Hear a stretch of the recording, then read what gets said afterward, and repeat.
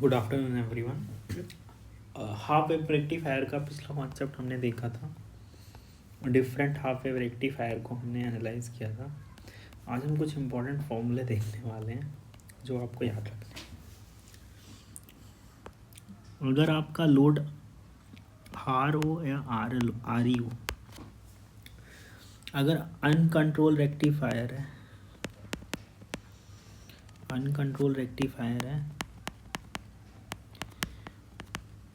तो अल्फ़ा जो होगा वो θ1 होगा, बीटा θ2 होगा। अगर कंट्रोल रेक्टिफायर है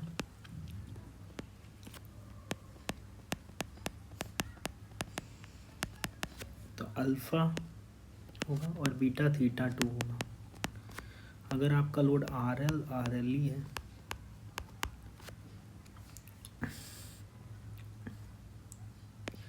अनकंट्रोल्ड में अल्फ़ा,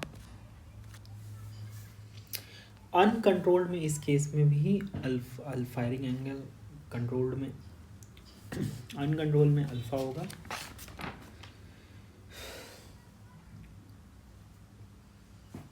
अनकंट्रोल्ड हो चाहे कंट्रोल्ड हो।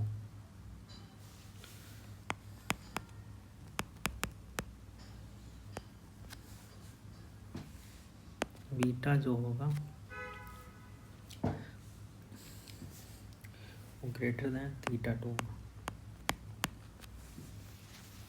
ठीक है, और बीटा क्या होता है पाई माइनस θ1, और θ1 तुम्हें पता ही है, साइन इनवर्स E/Vm। तो ये कुछ इंपॉर्टेंट पॉइंट्स हैं जो आपको याद रखना है। Circuit turn off time generalize way में हम याद रखना चाहते हैं 2π + θ1 - β/ω,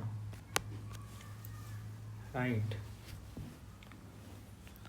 V0 average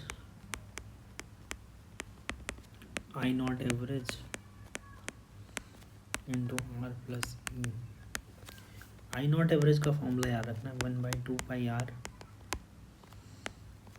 Vm cos alpha minus cos beta minus E beta minus alpha. ठीक है, एंड पीक इनवर्स वोल्टेज जो होता है वो Vm + E होता है। तो ये कुछ फॉर्मूले हैं जो आपको याद रखना है, और ये कुछ प्रॉपर्टी हैं जो हमें याद रखनी है। अल्फ़ा = θ1 होगा फॉर अनकंट्रोल, बीटा = θ2 होगा, और अनकंट्रोल फॉर कंट्रोल अल्फ़ा ही रहेगा, बीटा θ2 होगा। और इस केस में RL और RLE लोड, इसमें चाहे कंट्रोल्ड हो या अनकंट्रोल्ड, RLE लोड कंट्रोल्ड हो चाहे अनकंट्रोल, इसमें भी एक और इम्पॉर्टेंट पॉइंट था, अनकंट्रोल के लिए बस एक ही चीज़ चेंज होगा, अल्फ़ा θ1 होगा इफ प्रेजेंट। तो इसमें भी अल्फ़ा θ1 होगा,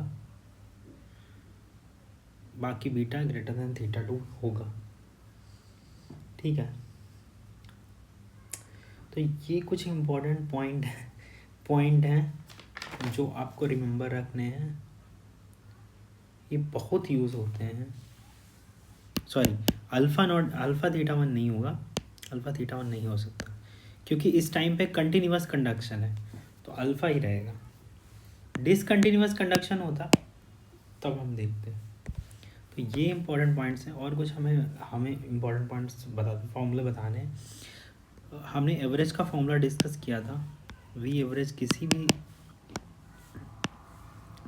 का निकालना है तो वी एवरेज होता है Vm/T0 cos of lower limit minus cos of upper limit. T0 अभी हम डिस्कस करने वाले हैं। आउटपुट RMS होता है Vm/√2T0 upper minus lower half sine 2L minus sine 2μ की पावर हाफ। तो ये इम्पोर्टेंट पॉइंट्स हैं जो हमें डिस्कस करने हैं। अब हम कुछ और इम्पोर्टेंट पॉइंट डिस्कस कर लेते हैं। वोल्टेज रिपल फैक्टर जो होता है फॉर्म फैक्टर स्क्वायर -1 होता है। फॉर्म फैक्टर जो होता है वो VRMS divide by V average होता है। TSD जो होता है total harmonic distortion √1/G² -1। G होता है V01 RMS on VS RMS, या G हो कह लो I1 RMS fundamental RMS component on source RMS का, ये G होता है। तो अगर 1 माइनस कर दोगे तो TSD जो होता है वो G के प्रोपोर्शनल होता है, और G जो होता है वो इन्वर्सली प्रोपोर्शनल है। TSD इन्वर्सली प्रोपोर्शनल है 1/G, यानी कि IS RMS अपॉन जितना फंडामेंटल कंपोनेंट का कंपोनेंट बढ़ेगा या हार्मोनिक कंपोनेंट जो भी सप्लाई करंट के हार्मोनिक्स है उनका कंपोनेंट जितना कम होगा उतना TSD कम होगा। TSD जो होना चाहिए प्रैक्टिकल केस में 3%।